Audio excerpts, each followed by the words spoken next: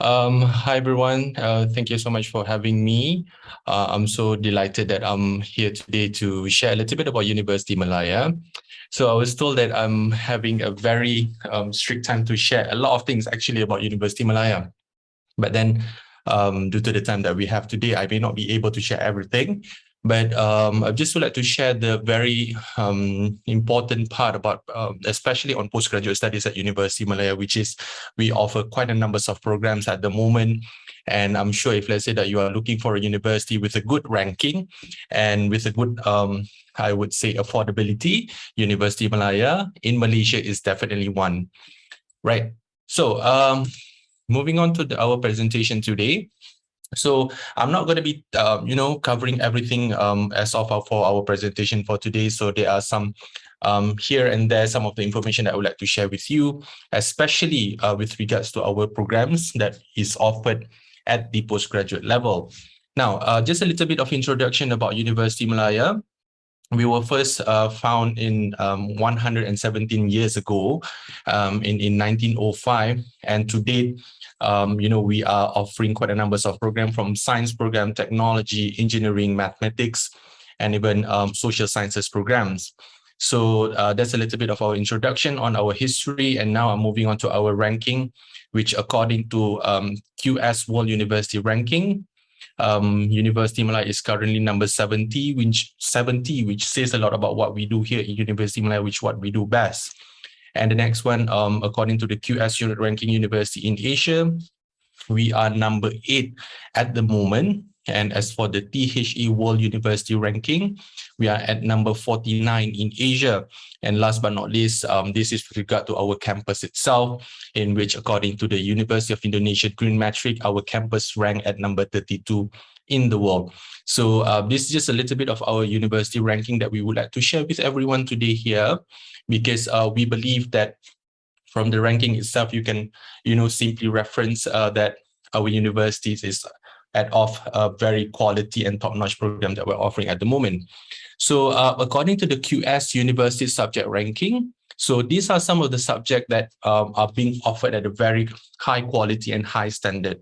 So meaning to say that once you graduated from this very program, not only that you will be very, very highly employable, and also you'll be knowledgeable in the program, but at the end of the day, you will be able to learn a program that is of high quality and also high standard, which is, annually we're going to have curriculum review just to look at whether or not the programs that are being offered in Universiti Malaya is in line with what the industry is actually looking for, right? So these are some of the programs. Maybe you can just glance through some of the subjects that, we are having top 100 subjects, top 200 programs that are being offered in Universiti Malaya. Okay, which is, for me, this is very, very important, because at the end of the day, you do not want to enroll for programs that is not, up to the standard, and it's not industrial driven enough, because at the end of the day, you're going to use whatever that you have learned in the class to whatever career that you are actually looking forward to. Okay, so this is some information.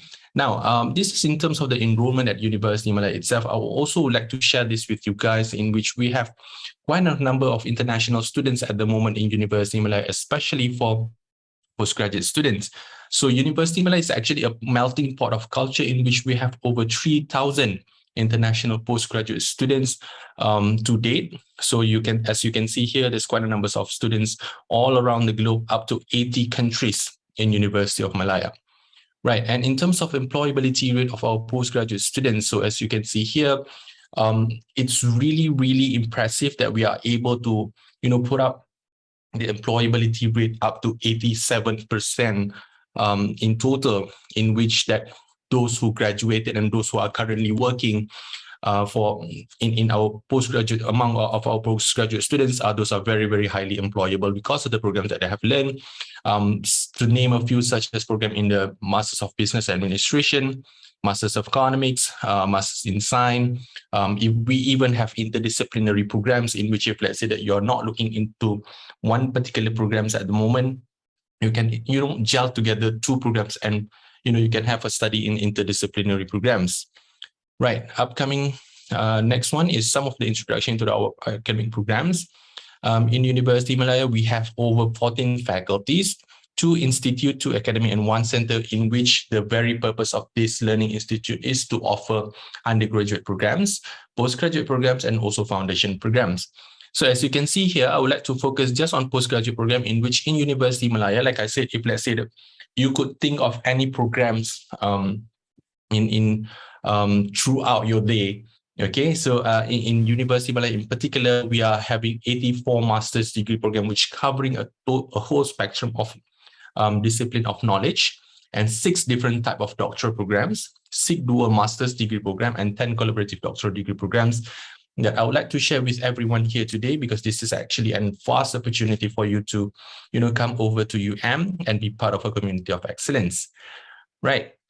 So in we are offering a different program types, which starting from critical program, professional program, science program, social sciences program, and also talent-based program.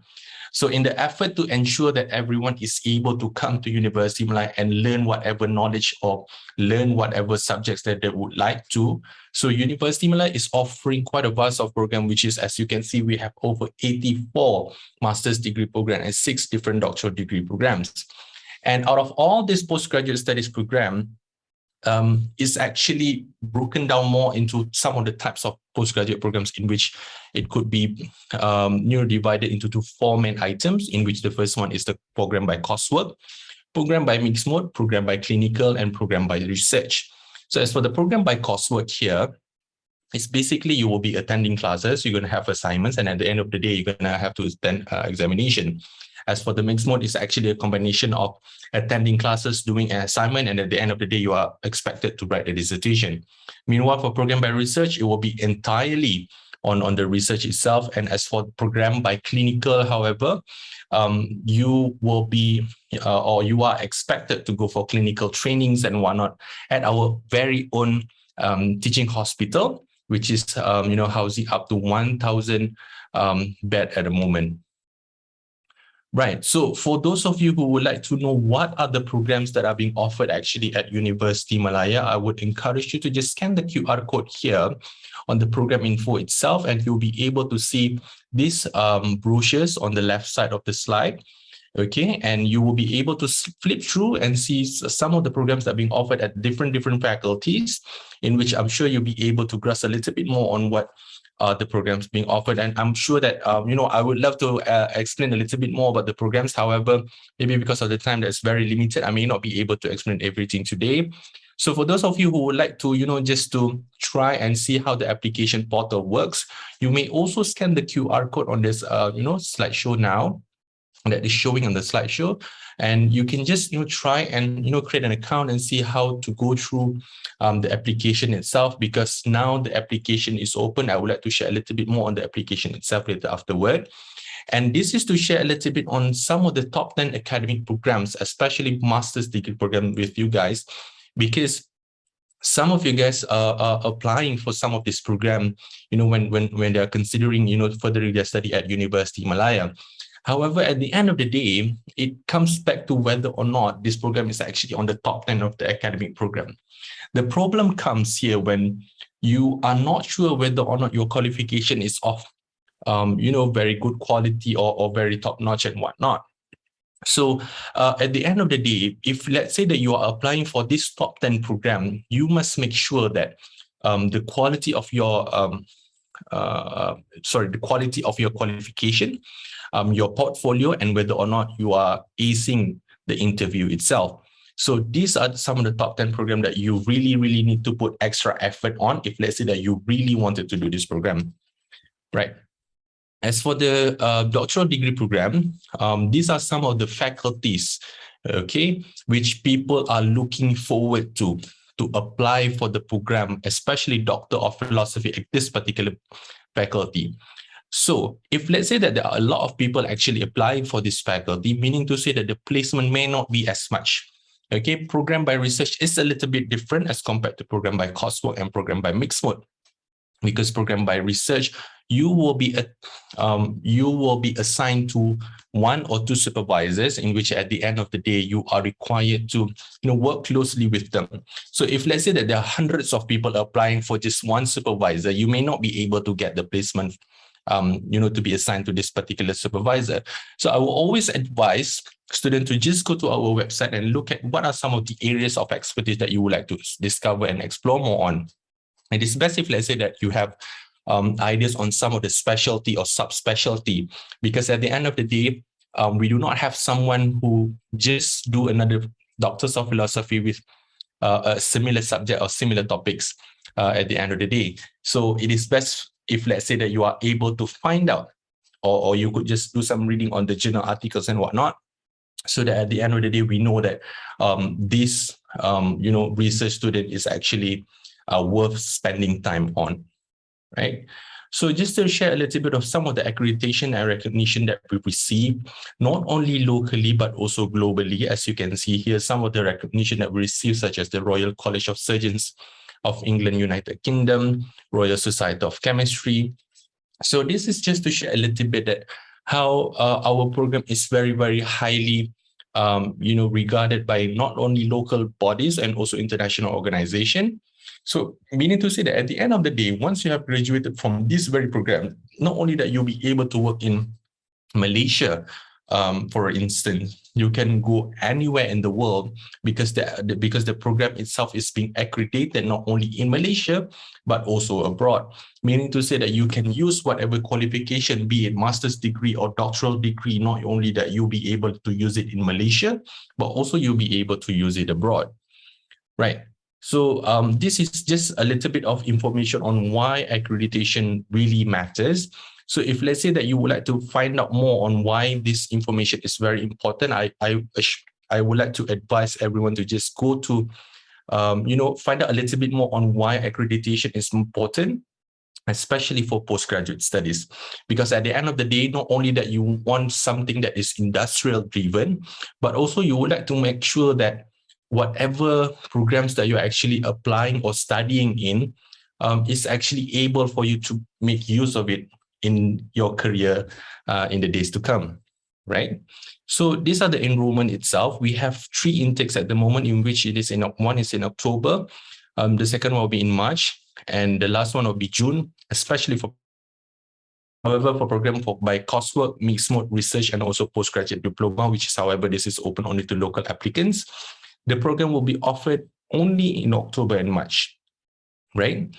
So fret not, the slideshow is actually available as well on our website at study.um.edu.my. So if let's say you would like to find out more information on the slide itself, you are actually able to find it on our website at study.um.edu.my, because like I said, it's actually quite a number of information that I would like to share with you guys today, but due to the time that we have today, I may not be able to share everything with you.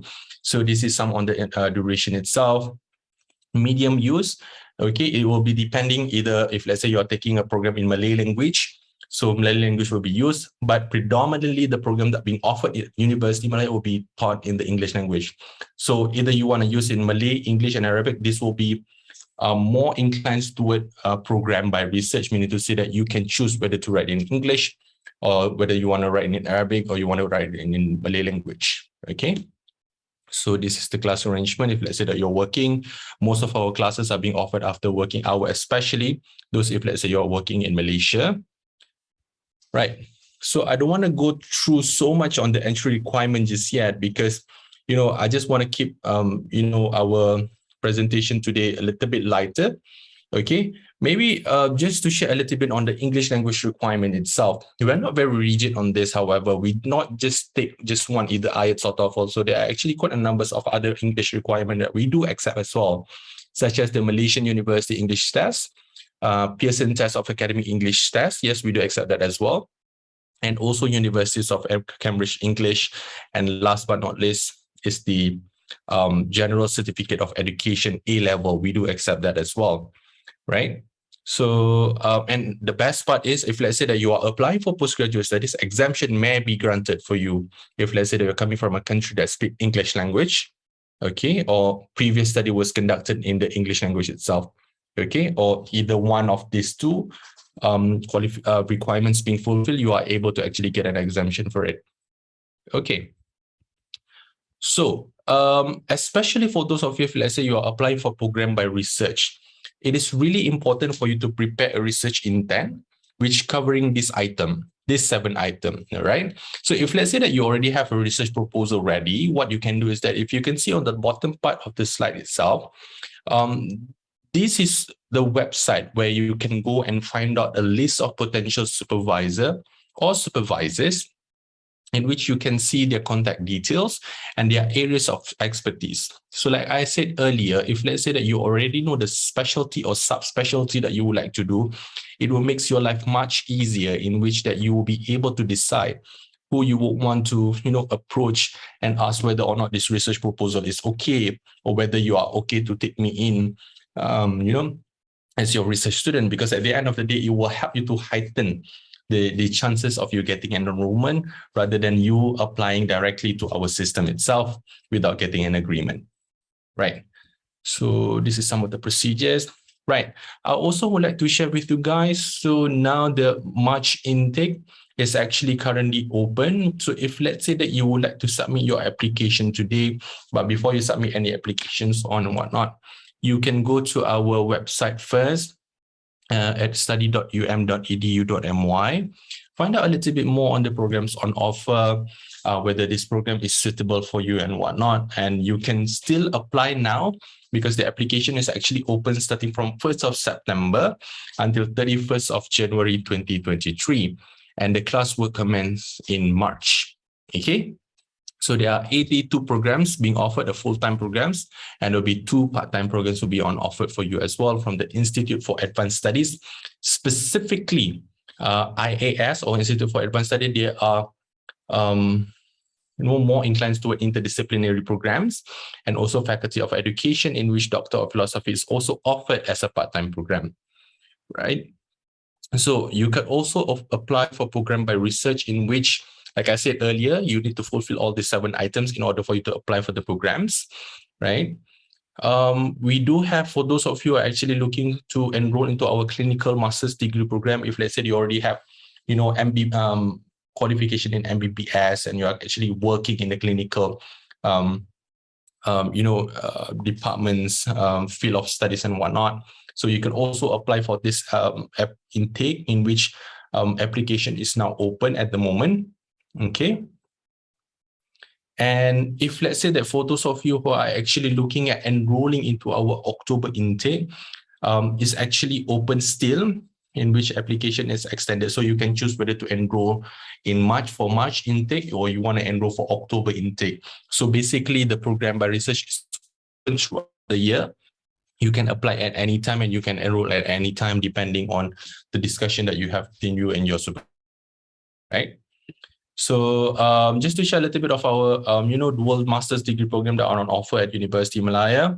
So these are some of the opportunity, not only that you'll be getting 1, but you'll be getting 2 certification from Malaysia, Universiti Malaya, and also our partner university for master's degree. And also we have doctoral degree programs that are on offer as well. Okay, so if you'd like to find out more, all of this information, feel free to go to study.um.edu.my. And I think this is the last part of my presentation, in which would like to share a little bit on our fast track program. For those of you who already have a bachelor's degree, of 3.70 and above, you are actually eligible to apply for our fast track program, meaning to say that you do not need to go for a master's degree. You can straight away apply for our doctoral degree program, which is for 3 years.